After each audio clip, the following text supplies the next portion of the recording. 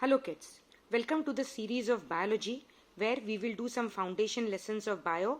Here I will refer textbooks like icse Frank 8th standard, icse Selena 8th standard and icse Selena 10th standard. So from this we are starting using these three books. We are starting the lesson transportation. So we have changed the topic from transportation to transportation of water and food, transpiration and mineral deficiency in plants. So we divide the lesson into 5 parts: transportation, water transportation, food transportation and translocation, transpiration and minerals and deficiency. So transportation includes a vascular system made up of xylem and phloem in plants. Water is transported by xylem, also called as wood, consisting of dead cells.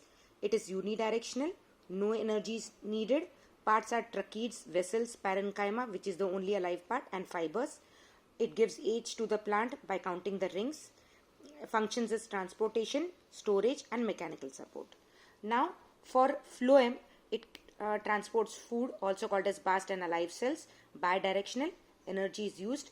Parts are sieve tubes, which does not have nucleus. They are elongated tubes supported by companion cells. Parenchyma and fibers, functions are the same. Now water transportation. Water transportation I have divided into 4 parts to understand it in a very good way. First is roots and root hair. How do they absorb the water? Then the process of absorption, the 4 common process of absorption, ascent of sap, and then uses of water. So what about roots and root hair? We know roots finally divide into root hair, which helps in absorption of water. What are the characteristics? It has SA, HC and cover. SA is large surface area, HC is high solute concentration of cell sap, and covers it has thin freely permeable cell wall and thin semi-permeable cell membrane. What are the 4 ways of processes of absorption? Imbibition, diffusion, osmosis and active transport. What is imbibition? It is a method of surface attraction where examples can be seen like swelling of seeds, seed germination, wood is swelling up. Diffusion, it is a movement of particles from higher to lower concentration to attain equilibrium. For example, we know smell spreads by diffusion, transport of nutrients and waste products happens by diffusion. Osmosis is movement of solvent, especially water, from high to lower concentration. Example, kidney function in glomerulus. Also root absorbs water with osmosis. Active transport is exactly the opposite. Here, movement of mineral ions takes place from low concentration to high concentration. And this is one of the method where energy is needed. Then after the water has entered into the root hair cells, it has to be taken towards the xylem. So what is the process? It is by osmosis that the water reaches the xylem. Then there are 4 forces which carries the water above. What are the 4 forces? Root pressure, especially during the night. Transpiration pull, especially during the day, also called as suction pressure. Capillary force, because of the narrow xylem column. Adhesion and cohesion. These 2 types of forces are characteristics of water. What are the uses of water? Water is used for photosynthesis, to make the cells turgid and stiff. It is given out as water vapor in the process of transpiration and thus cools the plant, and it is a medium for transportation of food. Now we go to the 3rd part, that is food transportation. Once the food is made by the process of photosynthesis, it is in the form of glucose. Now this glucose is rapidly made, but it is not rapidly utilized. So what has to be done? It has to be converted to starch for temporary storage. What happens then? At night this starch is reconverted back to sucrose and is then transported to different parts of the plant. This sucrose can then be reconverted as needed and stored as starch in different parts of the plant. Now we go to transpiration. I simply call it as sweating of plants. So transpiration happens from different parts, especially leaf and stems. What is the leaf part? Stomata, called as stomatal transpiration, cuticle or cuticular transpiration, and lenticular transpiration when it takes place from lenticels. What is the mechanism of transpiration? easy. It is just a process of evaporation from the leaves due to the sun's heat. What is the importance of transpiration? Transpiration helps to cool the plant body, helps the ascent of sap as it produces transpirational pull. It helps water distribution throughout the plant, and it helps keep the plant turgid.